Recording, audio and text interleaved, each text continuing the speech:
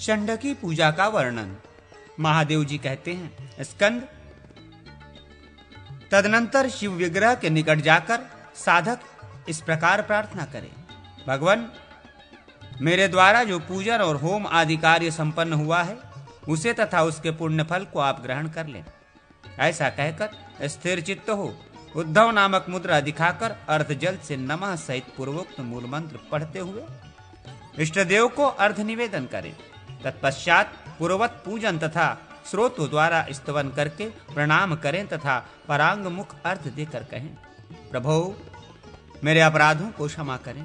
ऐसा कहकर दिव्य नाराज मुद्रा दिखा अस्त्राय फट का उच्चारण करके समस्त संग्रह का अपने आप में उपसंहार करने के पश्चात शिवलिंग की मूर्ति को संबंधी मंत्र से अभिमंत्रित कर दें। तदनंतर वेदी पर इष्ट देवता की पूजा कर लेने पर मंत्र का अपने आप में उपसंहार करके पूर्वोक्त विधि से चंड का पूजन करें।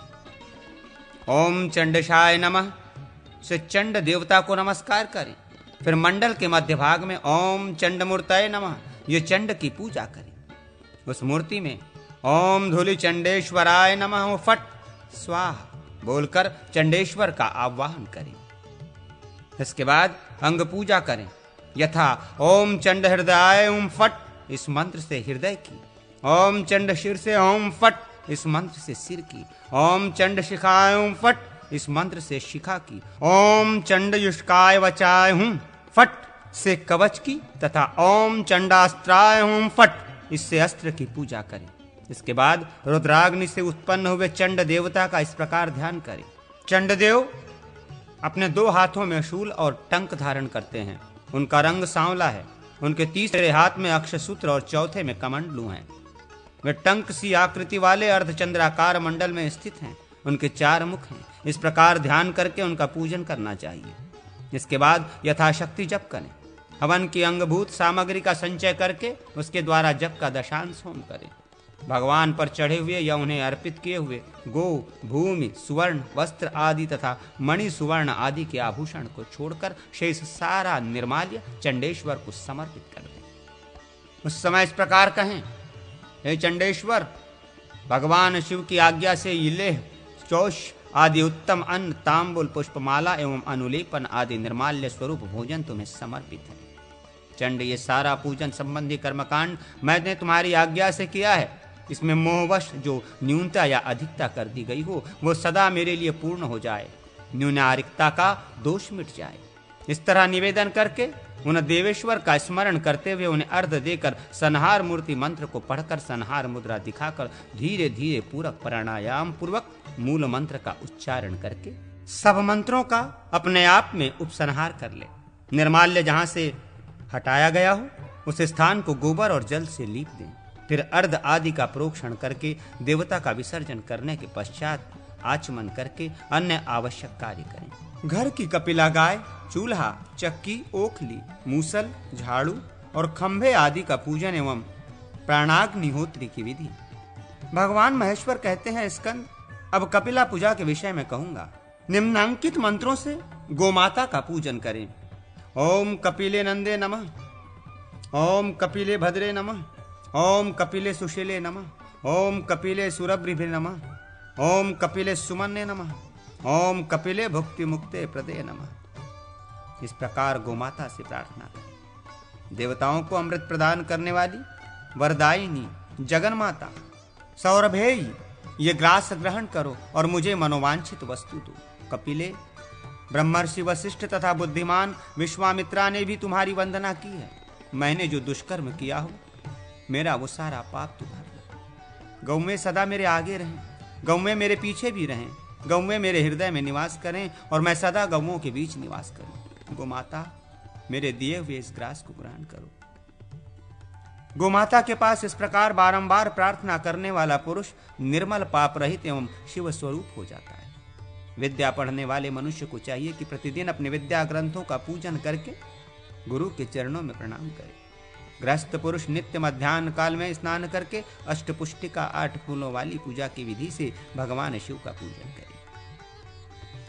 योगपीठ उस पर स्थापित कर शिव मूर्ति की तथा भगवान शिव के जानू, पैर, हाथ, उर, सिर, वाक, दृष्टि और बुद्धि इन 8 अंगों की पूजा ही अष्टपुष्पिका पूजा कहलाती है। 8 अंग ही 8 फूल हैं। मध्याह्न काल में सुंदर रीति से लिपे हुए पुते हुए रसोई घर में पका पकाया भोजन ले आवे। फिर इस प्रकार अंत में वौषट पद से युक्त मृत्युंजय मंत्र का 7 बार जप करके कुशयुक्त शंख में रखे हुए जल की बूंदों से उस अन्न को सींचे। तत्पश्चात सारी रसोई से अग्रासन निकालकर भगवान शिव को निवेदन करें। इसके बाद आधे अन्न को चूल्हिका होम का कार्य संपन्न करने के लिए रखें। विधि पूर्वक चूल्हे की शुद्धि करके उसकी आग में पूरक प्राणायाम पूर्वक एक आहुति दें। फिर नाभिगत अग्नि जठरानल के उपदेश से एक आहुति देकर रेचक प्राणायाम पूर्वक भीतर से निकलती हुई वायु के साथ अग्निबीज रम को लेकर क्रमशः क आदि अक्षरों के उच्चारण स्थान कंठ आदि के मार्ग से बाहर करके तुम शिव स्वरूप अग्नि हो ऐसा चिंतन करते हुए उसे चूल्हे की आग में भावना द्वारा समाविष्ट करा दे। इसके बाद चूल्हे की पूर्वादि दिशाओं में ओम महाअग्नये नमः, ओम महासोमाय नमः, ओम महासूर्याय नमः, ओम महाबृहस्पते नमः, ओम महाप्रजापतये नमः, ओम महासर्वभ्यो देवभ्यो नमः, ओम महासर्वविश्वभ्यो नमः, ओम महाअग्नये स्विष्ट कृते नमः। इस 8 मंत्रों द्वारा अग्नि आदि 8 देवताओं की पूजा करें। फिर इन मंत्रों के अंत में स्वाहा पद जोड़कर एक एक आहुति दे और अपराधों के लिए क्षमा मांगकर उन सब का विसर्जन कर दे। चूल्हे के दाहिने बगल में धर्माय नमः इस मंत्र से धर्म की तथा बाएं बगल में अधर्माय नमः इस मंत्र से अधर्म की पूजा करें। फिर कांजी आदि रखने के जो पात्र हों उनमें तथा जल के आश्रयभूत घट आदि में रस परिवर्तमानाय वरुणाय नमः इस मंत्र से वरुण की पूजा करें। रसोई घर के द्वार पर विघ्नराजाय नमः से विघ्नराज की तथा सुभगाय नमः से चक्की में सुभगा की पूजा करें। ओखली में ओम रौद्रिके गिरि के नमः इस मंत्र से रौद्रिका तथा गिरिका की पूजा करनी चाहिए। मुसल में बल प्रियायुधाय नमः इस मंत्र से बलभद्र जी के आयुध का पूजन करें। झाड़ू में भी उक्त 2 देवियों रौद्रिका और गिरिका की, शैया में कामदेव की तथा मजले खंभे में स्कंद की पूजा करें। बेटा स्कंद तत्पश्चात व्रत का पालन करने वाला साधक एवं पुरोहित वास्तु देवता को बलि देकर सोने के थाल में अथवा पुरई के पत्ते आदि में मौन भाव से भोजन करें। भोजन पात्र के रूप में उपयोग करने के लिए बरगद, पीपल, मदार, रेंड, साखू और भिलावे के पत्तों को त्याग देना चाहिए। इन्हें काम में नहीं लाना चाहिए। पहले आचमन करके प्रणवयुक्त प्राण आदि शब्दों के अंत में स्वाहा बोलकर अन्न की 5 आहुतियां देकर जठरानल को उद्दीप्त करने के पश्चात भोजन करना चाहिए। इसका क्रम यूं है: नाग, कूर्म, क्रकल, देवदत्त और धनंजय ये 5 उपवायु हैं।